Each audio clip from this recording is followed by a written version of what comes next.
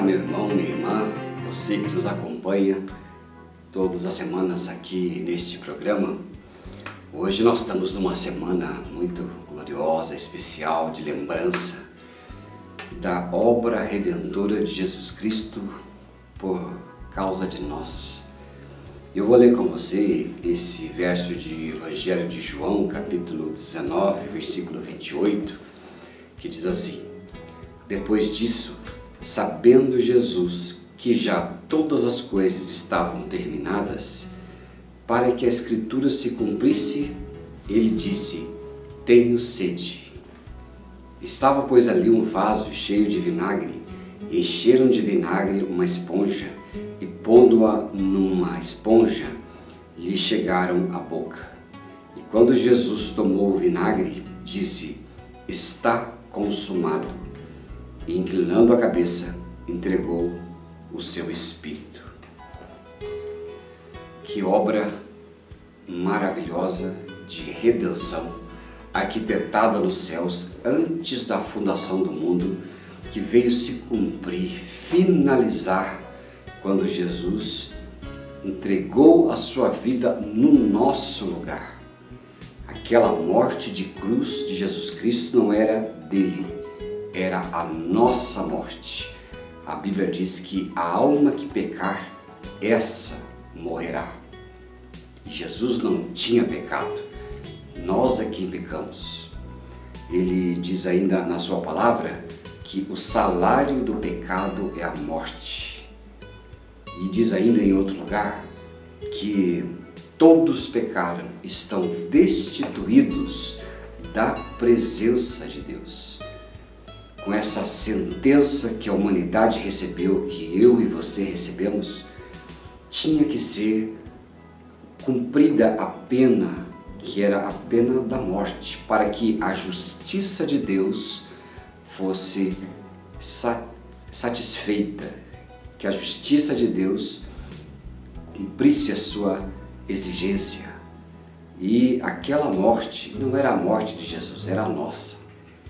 Mas naquela impossibilidade de que nós morrêssemos, que a humanidade entregasse sua vida ou fosse paga a pena, Jesus então morreu no nosso lugar. E não só morrendo no nosso lugar, ele nos levou a morrer juntamente com ele naquela cruz.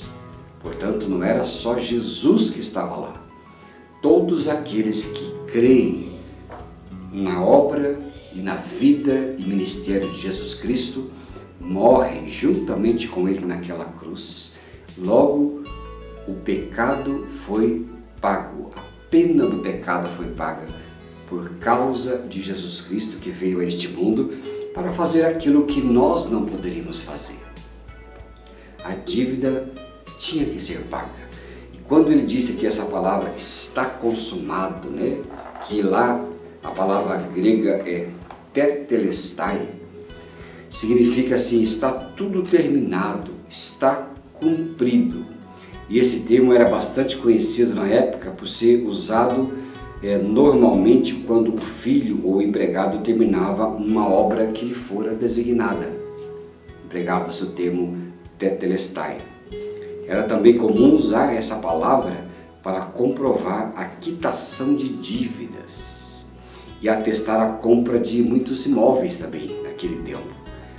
E assim, queridos, tanto no resgate da promissória quanto na nota de compra era carimbada essa palavra, essa expressão tetelestai. E é interessante que da mesma forma que Jesus, ao entregar a sua vida por nós, ele falou isto, com aquele grito: está consumado, tetelestai. Isso revela ao Pai que ele havia cumprido a missão que ele havia recebido, que era o resgate dos pecadores. E assim como o Cordeiro substituto perfeito, que era o Messias, o Senhor Jesus, ele consumou a lei de Moisés e com o seu sangue quitou a dívida impagável de todos nós e nos comprou para Deus, nos libertou para Deus.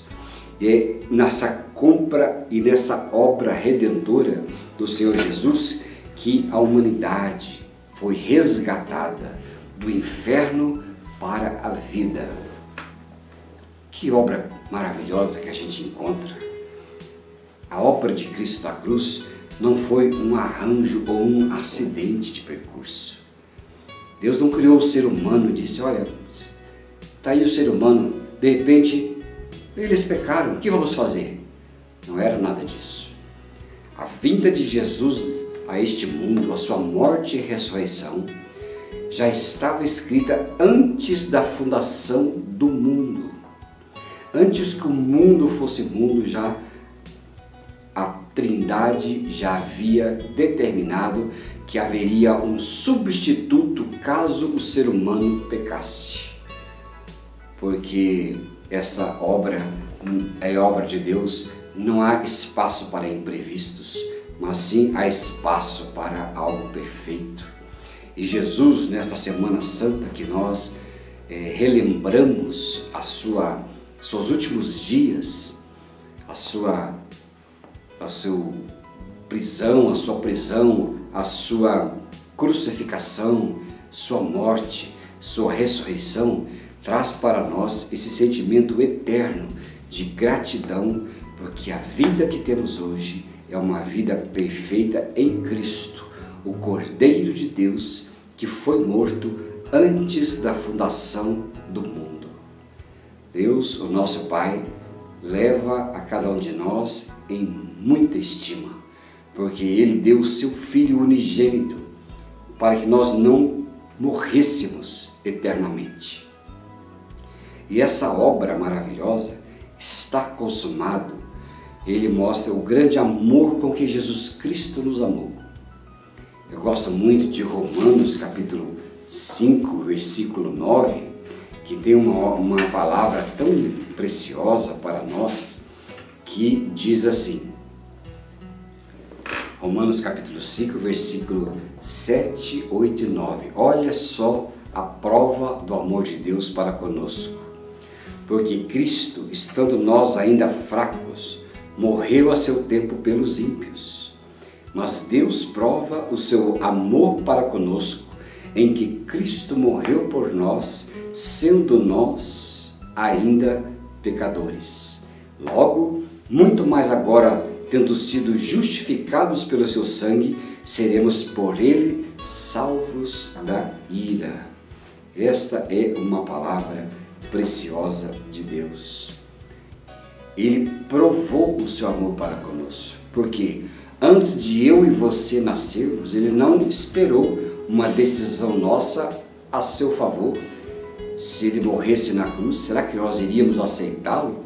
Será que poderia ter sido uma pergunta?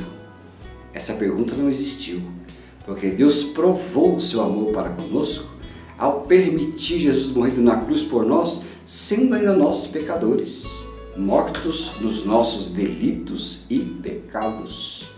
E assim, Deus em Cristo teve essa prova de amor. Deus prova o seu amor para conosco, porque a sua morte foi a nossa vida e é a nossa vida. A sua ressurreição é também a nossa ressurreição.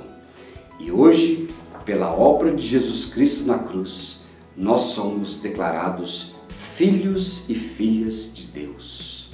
Que nesta semana você possa mesmo ter um tempo de alegria, gratidão pela vida de Cristo, que é o maior bem, o maior patrimônio que Ele nos deixou.